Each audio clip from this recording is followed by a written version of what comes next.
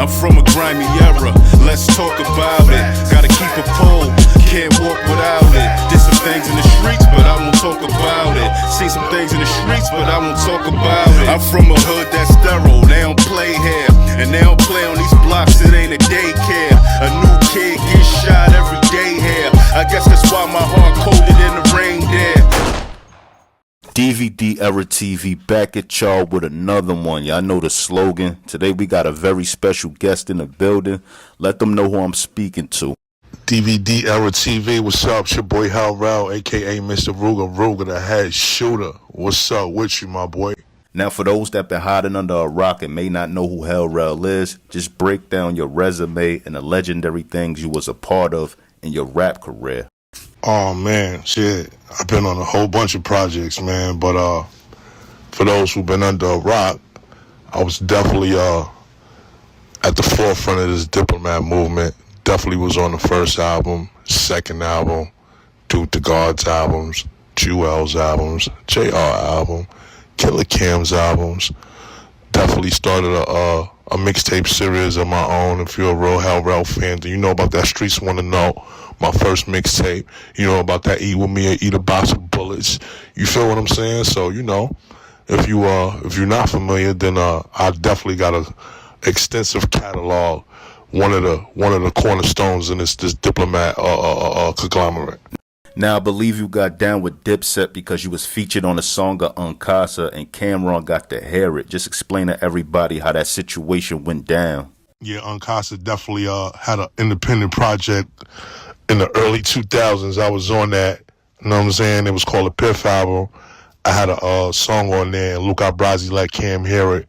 And once Cam heard it, he was like, nah, you down with the team, you down with the set, you coming with me. So, you know, ever since then, I was down with the team. Shout out to Uncasa for definitely putting me on that. That definitely got me my break.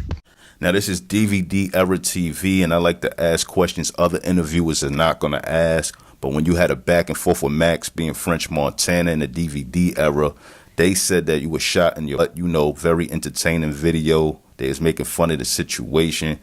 Did this ever happen? Clear the air for us right now. Did this ever happen? See, I grew up with French, so he actually knows a little bit of truth and a little bit of history. But yeah, I did get shot on some street shit.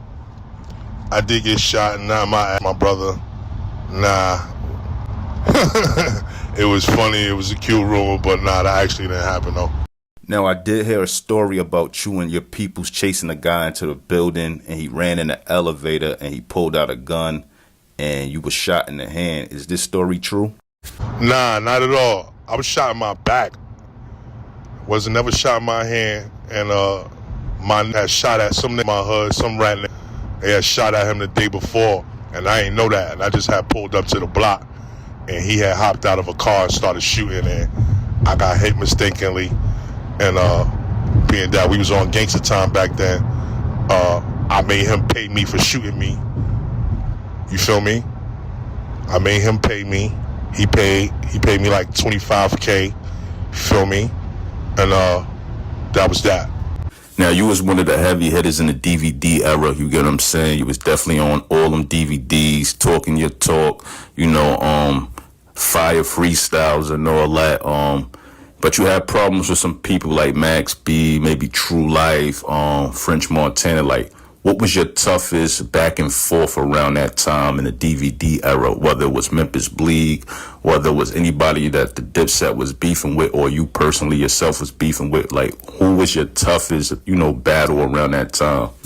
To keep it real with you, bro, I didn't even consider that battles. Like, you feel what I'm saying? Like, if you notice, like, me, French, Max, none of it was really on wax. It was pretty much talking shit about each other in the DVD era on camera. Like, we really ain't make diss records about each other. So, but the only thing I can really say is that Max is hilarious. Like, it's a lot of that he did that was funny. like I'm a comedian. If you can make fun of me and it's funny, I'ma laugh. I ain't one of them that be like, nah. No, Max is a funny nigga. So, like, at the end of the day, I would say Max got the best of me, like, on a joke and tip and shit like that. You feel me? But at the end of the day, it's all love. Like, I fuck with the wave. Free Max B, you feel me? And that was some interesting times, man. That's definitely a fun time in the DVD era. Yeah, Free Max B, y'all back and forth was definitely entertaining. Max B was definitely funny and entertaining, but on a much more serious note, I believe back in 2018 you had a situation in Long Island where you was out eating with family and some dudes ran down on you. Now, it was all over the internet, and I believe at this time you was going through some issues where your mother, your grandmother, and your father all passed in the same year. But do you feel like this whole situation you went through, people turned their backs on you? And also, do you feel like people was waiting for something to happen to you? And just people that you thought you rock with, do you feel like they showed their true colors and they showed their hand when this situation went down? I mean, yes and no. You know what I'm saying? I got tough skin, you know what I mean? So, you know, like, I'm really from the trenches. Like, it's not like a nigga stab me or damn near try to kill me. Like, that's happened every day where I'm from. But, yeah, it was a couple of a few people who showed their hand and shit like that. But, you know, that come with the territory, bro. I ain't getting this be crying and, you know, worrying about who ain't for me or not, man. I'm well off. I'm good. I'm blessed. And, you know, happens, bro. But at the end of the day, it's not what happened to you. It's what you do after it happens to you. And I always stand tall. So, I don't worry about none of that. Now, a lot of people feel like you, 40 Cal, Uncasa, and, you know, J.R. Writer are like the best members out of Dipset. But I see that you and J.R. Writer got like a tight relationship. Will we ever get a project from you and J.R. Writer? It's funny you said that, man. Me and J.R. Writer, we've been talking for a few years about putting an album in the works, and we was like, damn, man, it's time to stop cheating the fans and just put this out and stop playing. So, yeah, man, look forward to me and J.R. Writer album. It's definitely coming out this year. We got like 3 or 4 songs done already, so we said, let's just complete it. So, yeah, definitely top of the summer, me and J.R. Writer album going to be coming out. That's definitely dope. Now, this whole Diddy situation is going on, allegations against him, and, you know, the way he party and the crazy things he may be into. I don't know how true it is, but I know you was in the industry with a lot of heavy hitters. Have you ever seen any of this weird stuff in the industry go on? Nah, I never seen it personally because I never went to none of them parties, but I definitely heard about them parties. Definitely heard about them. No, was going nowhere near them. Nah, niggas know. Niggas that know. Niggas know that what type of time Diddy was on, man. It wasn't no fuck with that. Word. Niggas not fuck with that. But wasn't around it. Didn't see none of that shit, but definitely heard about it. Now, to a lot of people, you are definitely one of the nicest members in Dipset. You're a lot of people's favorite member of Dipset. But I got a question to ask you. Why don't Rell get his flowers? Why is Rell so underrated? Why Rell is not mentioned when the nice rappers is brung up? I mean, that is $1 million question.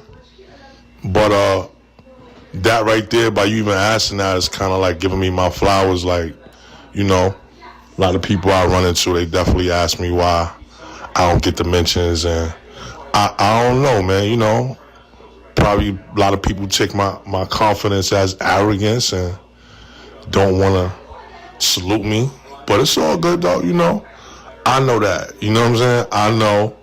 And there's that really appreciate dope music, know. So that's all I can say. The real ones know.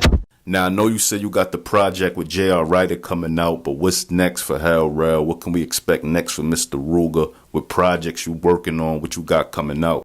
Yeah, man. Within the next couple of weeks, I'm going to be dropping a project. Me rapping over all these hot-ass 90s beats. You know, all in the 90s, grimy 90s beats. I'm going to be rapping all over those, heating the streets up with a few freestyles and shit. Then I'm going to drop my solo project like around June, July. Then I'm going to give this the book. You feel me? Gotta give this the book. It's called I Want to Thank Myself. It's a dope breed. You know what I mean? Talking about a lot of shit I survived, and it's definitely going to hook the streets up and be a good read for everybody. Yeah, that definitely sound dope. I can't wait for the book to drop. Can't wait to hear some new music from you. I'm definitely going to be in tune. But salute to you. Shout out to you for coming on the platform. Just sign off for me one time, Ruger. You already know dvderatv. I fucks with y'all. Dope interview When the album drop, I'm definitely going to tap back in, and we're going to do another interview. DVD era, number love, man. Ruger signing off.